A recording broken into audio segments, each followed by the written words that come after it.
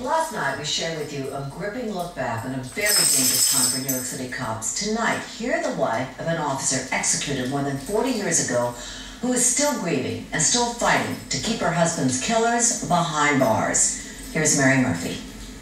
They were the first police officers in the United States that were ever assassinated. The slogan of that time was "A pig is a pig," because that's what they called police officers. It was the uniform. It didn't matter if they were white or if they were black. Diane Piagentini's husband Joe and his partner Waverly Jones were executed in Harlem on May 21st, 1971. This is where he was killed.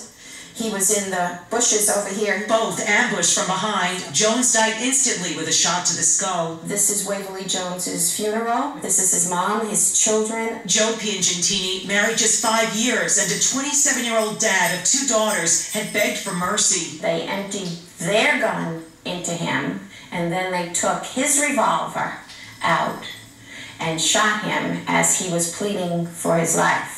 They found 22 bullet holes in him. It was the Black Liberation Army. The killers, part of a movement that would kill 10 cops nationwide. Piagentini's gun kept as a trophy until it was dug up on a Mississippi farm 3 years later.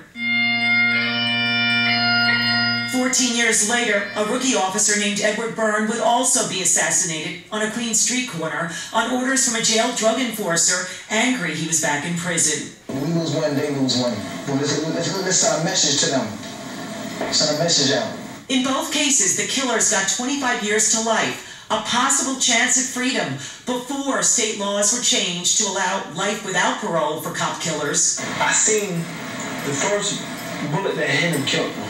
And as Todd Scott and 3 other convicted Officer Byrne killers get set for their very first appearance before the parole board, Diane Piagentini can give the Byrne family a sense of what it's like to prepare a victim impact statement every 2 years, something she's been doing since the year 2000. It's like you have a wound and it has a scab on it, and every 2 years you're picking at that scab and it hurts. The brains behind the Piagentini-Jones execution was Albert Washington, and he died in prison. But Herman Bell and Anthony Bottom remained there, using Muslim names now. Bottom even married with grandchildren. The Police Union for New York City Cops, the PBA, has a new link on its website called Keep Cop Killers in Jail. It lists the names of all state inmates who are currently doing time for the murder of 27 on-duty officers since 1968 and 17 off-duty cops who took action when they saw crimes in progress and paid with their lives. And cop killers have gotten out.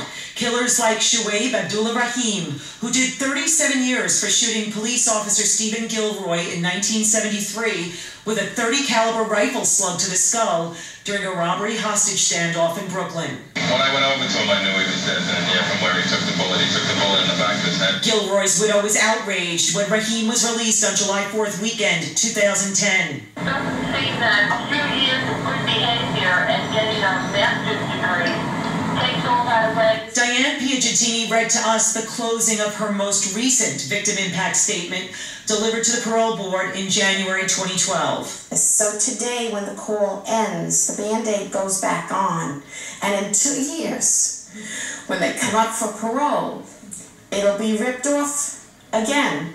And no matter how long it takes, I will come to you and ask that you deny parole for Herman Bell and Anthony Bottom. I'll always be there, and if I'm not there, my children will be there, or a cousin will be there, but somebody is going to be there. I'm Mary Murphy, Pix 11 News. And this Friday, the family of police officer Edward Byrne will make their victim impact statement again, now that Byrne's killers are facing their first shot at parole. Pix 11 will be there every step of the way, along with thousands of police officers who are expected to turn up at the parole office to show their support.